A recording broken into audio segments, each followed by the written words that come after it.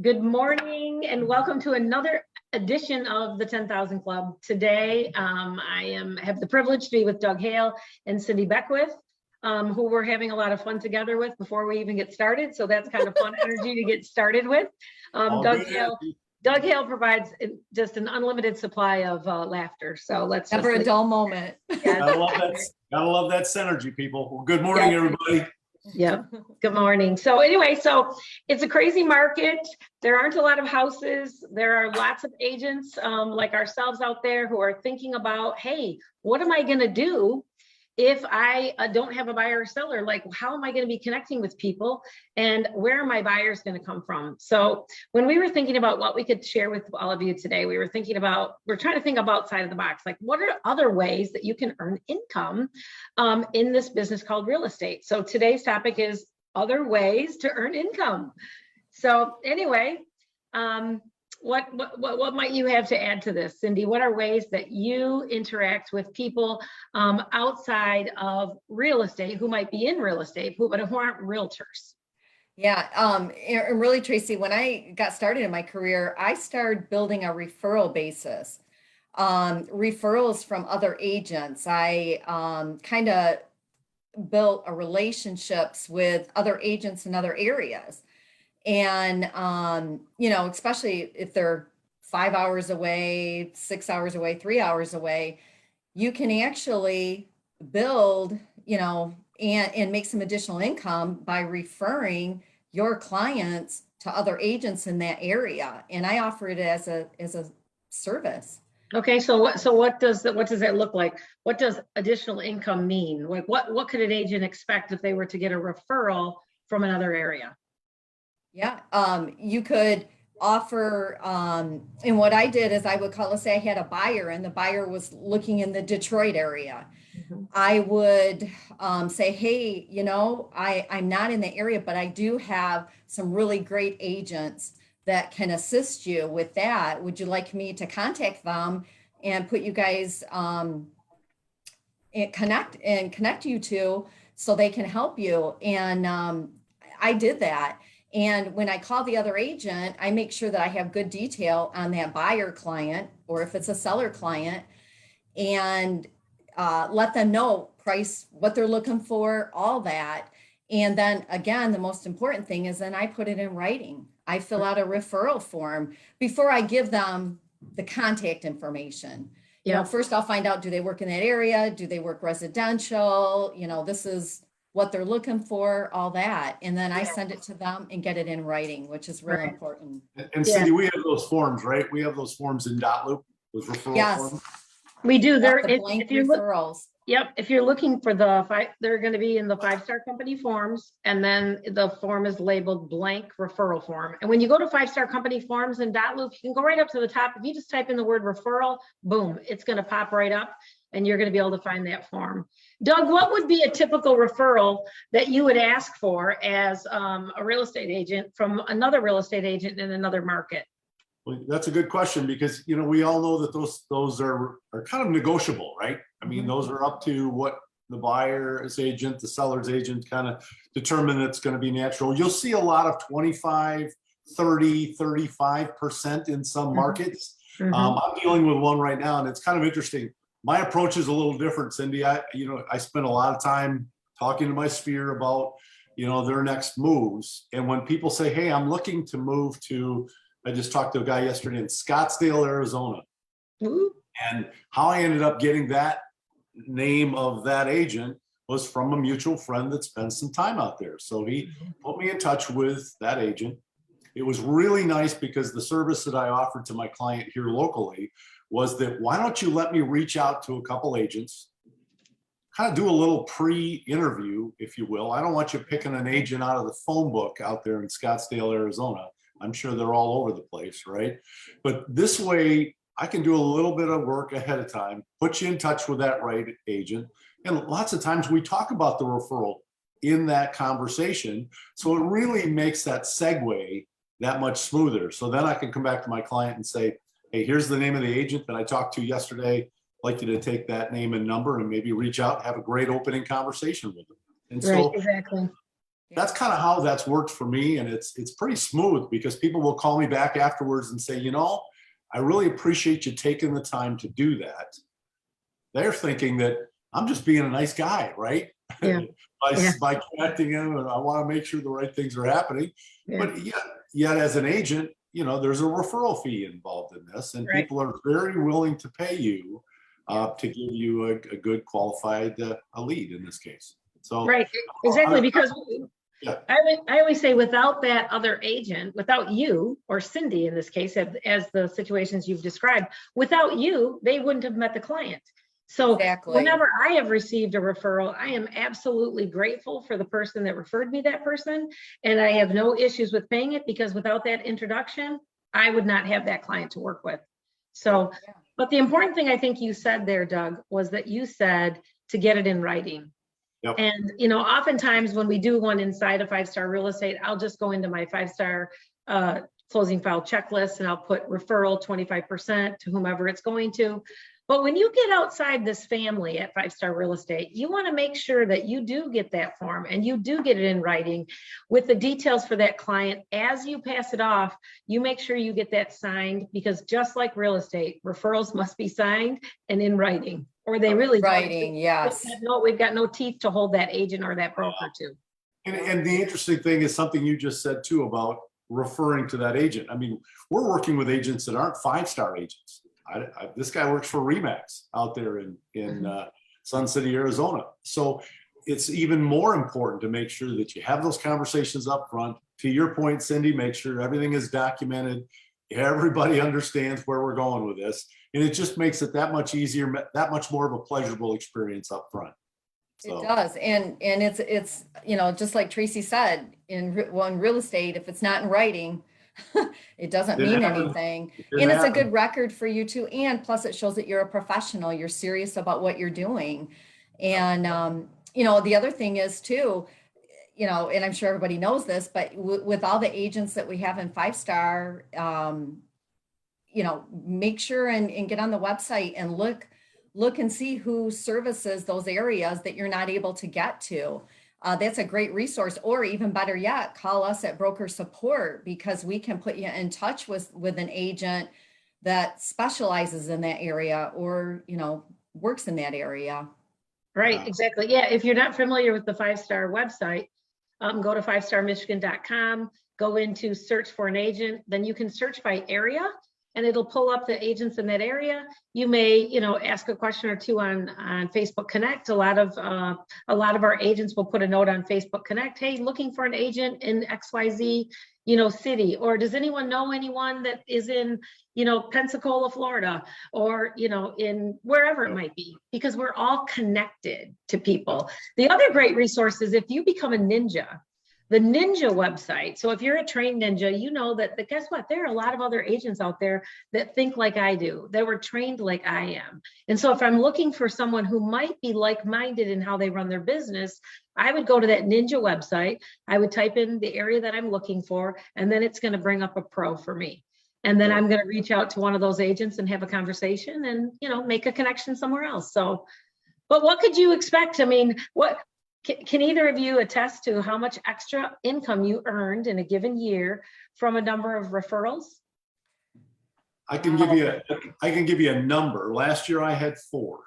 Okay. Okay, and they varied from 200,000 to, I think one was over 650.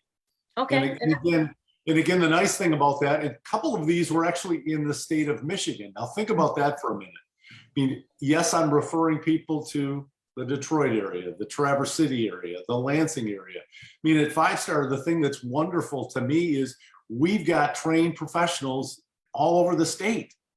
Take advantage of that. And in Florida. And in Florida now. So exactly. People are wanting to go to Florida. We can't forget that. That could be a great niche market, Yeah. So that extra money that you wouldn't have gotten had you not been forward thinking and said, look, I want to connect you in this market or in that market. And I mean, personally, I always love to think that, well, Doug, you know these markets pretty well, don't you? And then the right side of me comes into play and says, well, wait a minute. Why don't you refer somebody to the Lansing area and have them talk to Cindy Beckwith. All right. Nobody knows the market better in Lansing than Cindy Beckwith. And so for me as an agent to Great. say, well, I'm going to get in the car and drive an hour and a half to show houses in Lansing, where number one, I don't belong showing houses in Lansing because I don't know the market. Right. And I'd rather them work with somebody that is so good at that area and that market. It just gives me peace of mind too as an agent. So, Right. And And that's then that.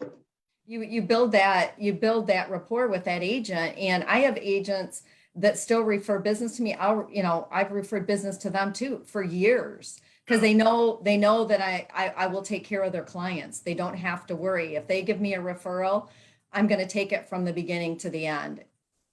Yeah. that's great. So Doug gave us an example of 4 referrals that he received, that he was compensated for just picking up the phone. It's that whole, don't be a secret agent. If you find out your friend's moving to Chicago, get on Facebook Connect if you don't know anybody in Chicago, and ask folks, hey, by chance, does anyone know of a great agent in this particular area? Because at the end of the day, you're staying connected to your friend, you're offering value and a service to your friend, because someday they might move back, right? Or they might still have friends or family here. So stay connected to your sphere. Yep. What's another way? One of the other ways that I got connected to somebody early on. So I became an agent at 5 Star Real Estate in Southeast Michigan before we had an office here, before we had any other boots on the ground. It was just me. And I was selling my next door neighbor's house, and I met her lender, and my next door neighbor was selling her house and buying another one. So through that buying process, I met her lender. It was a gal from Huntington Bank. And we clicked right away. She was kind of like a mom to me. She was probably about maybe 17 or 18 years older than me.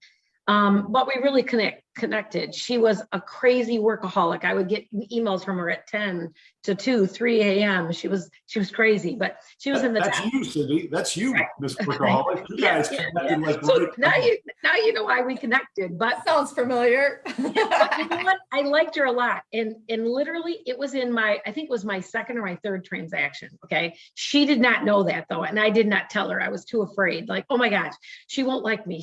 I think she likes me. I think she likes me, but at the end of the day, we began to have a really great friendship. And she referred every single opportunity that she had for a deal. She would refer them to me. And I to her, because I trusted her. I knew that no matter what time of day, no matter where I was, if I needed a pre-approval letter and it was at 9 o'clock on a Saturday night, I was going to get it because she was going to be there.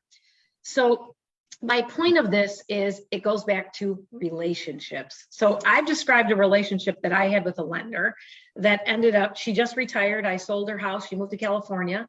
And now I've got another relationship that I had slowly started to build with somebody else that I met organically as well. This was another client's lender that he showed up at the closing one day. And she was the only other person that had ever been to a closing for me. And that makes a difference, right? When they care enough to come and meet you and sit down there with your client. So Yes. what might the two of you have, either of you had relationships like that where you can point to?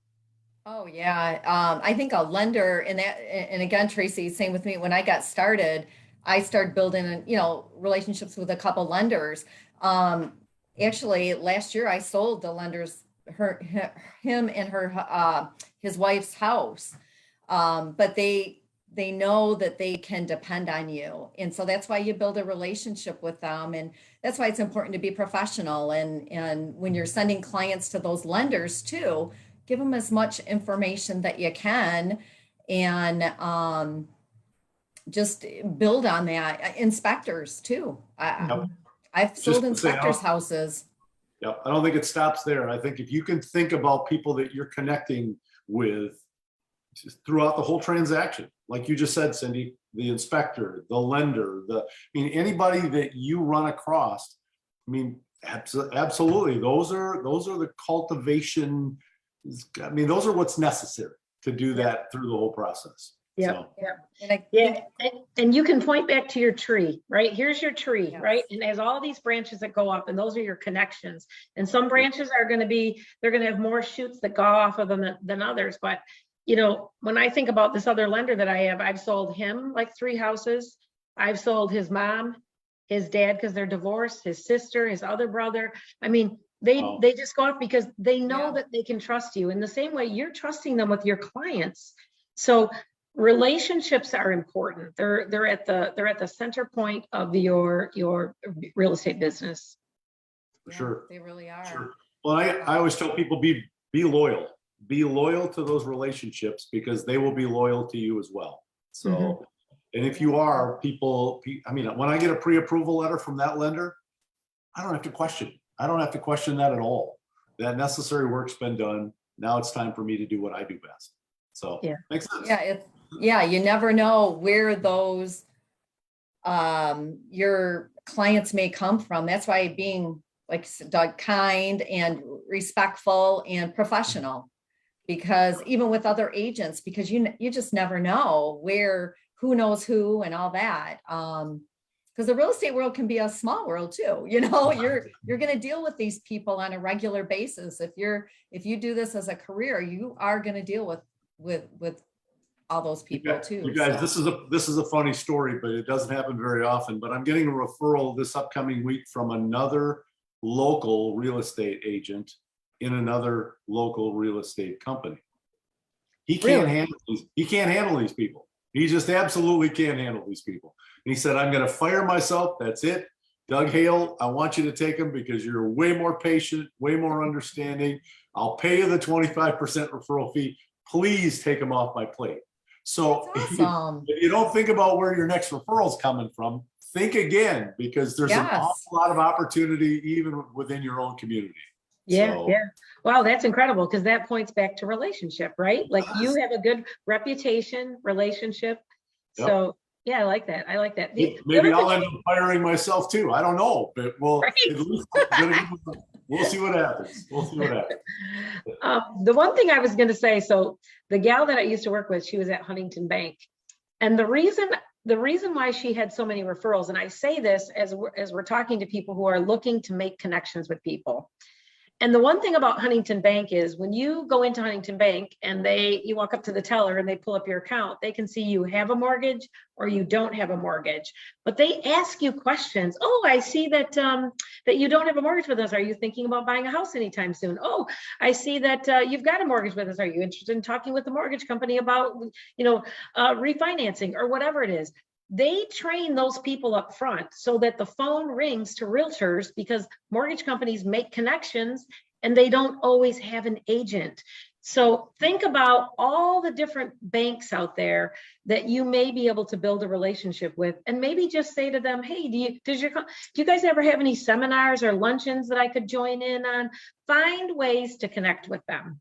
Absolutely. Yeah, you could do that with open houses too. If you're another way to get in, it's a great way for new agents to maybe connect or get buyers is volunteer to do open houses, but also those lenders. A lot of lenders, they'll print flyers with their name and your name on them for open houses too. They sure will. Yep. Yeah, that's a really great idea. So yeah, and then we go back to our sphere of influence, right? Who are you connecting with and how often are you connecting with? We talked about this yesterday when we were planning today, and we talked about it with Paul and Greg yesterday on the live stream. How are you staying in the flow with people? That's the ninja thing. Stay in the flow. It's easier to stay in the flow with people who you are already in the flow with. Mm-hmm. Yeah. So don't be afraid to pick up the call, to talk to your friends, to tell them that you're there, to remind them, right? I'm here. So when they're out having coffee or they're having cocktails or dinner with a friend on the weekend, they're going to remember about you and refer you. Yep. I had a lady yesterday, one of our agents say, well, what does that mean, Doug, to be in flow with people? Mm-hmm. I said, that means to experience life with people. You're living life with them, right? Yeah. Talk to them. Exactly. So the more you talk with them, well, I don't call them very often. I said, well, maybe we'll start calling them a little bit more often, which makes it easier to have that next call. Does that make sense? And all of a sudden the wheels started to turn in this agent's mind and they're thinking, well, I just need to call people more often. I said, there you go. There's a good start right there. So it just makes those calls that much easier when you're in the flow. So yeah. I like that. And I like Tracy brought up a great point yesterday too. You can be involved. You can just go on Facebook and see, I mean, birthdays, grandkid, all that. You can, I mean, that information is available to us. So Yeah, I got a text message yesterday from a client. I had given her some tulips at her closing, and she sent me a text message last night that turned into a nice dialogue with each other saying, "Hey, I was outside, my tulips are coming up and I thought of you." So she was thinking about me. So that tells me that I'm, she hasn't forgotten about me. I haven't forgotten about her. But I know that as we keep this relationship together, you want it to be authentic, right? Like, because I really do care about what's happening with her. But I also want her to remember, like, hey, you're in the medical field and I'm in the real estate field, right? This is the field that I'm in, and we can help each other. So yeah, And it top of does mind. not hurt. It does not hurt to go back to what we just started talking about this morning. We're in the flow. You're building that relationship. Now it's continuing. These referrals come a little easier, you guys. Sometimes when you're not thinking that they're going to refer you someone, you could be doing something totally non-real estate related. And someone will say, "Hey, by the way, do you mind giving so-and-so a call? They talked about selling their place." Mhm. Now that came right out of left field. And Yeah. just those kind of things that come out of these relationships, they're huge. They're huge. So well, good. don't underestimate the tulips, Trace. Yeah, absolutely. All right. So in summary, be a connector. Don't be a Please. secret agent. Please. Talk with people. Please. Look for referrals, look for opportunities to connect with lenders, with your home inspectors, with your sphere of influence. Reach out to when you think you found someone, go to 5-Star Connect, go to 5-Star Michigan, look to connect with an agent at the company that you work for. We love to refer inside of our company, and use your broker support team as a tool to say, "Hey, I'm looking for an agent in Lansing, and I heard Cindy Beckwith is not so," no, just kidding. No, use us as a tool to if you don't know an area, we might know, of someone who's in need of a little love, who's done a great job in that area, and ways to connect you to others. So I hope all of you find this helpful. Cindy, I appreciate everything you were able to contribute, and Doug, always appreciate the things you have to say and the ways in which that you're able to help our aging community. So there's money in referrals. There's money in referrals. We just got to take the time to do that. So absolutely. For sure. Well, great. Well, you guys have a great day, and I look forward to seeing you next week when we talk about Inspections 101. Outstanding. Looking forward to it. Until Have then, a great day, everybody. cheers. Everybody.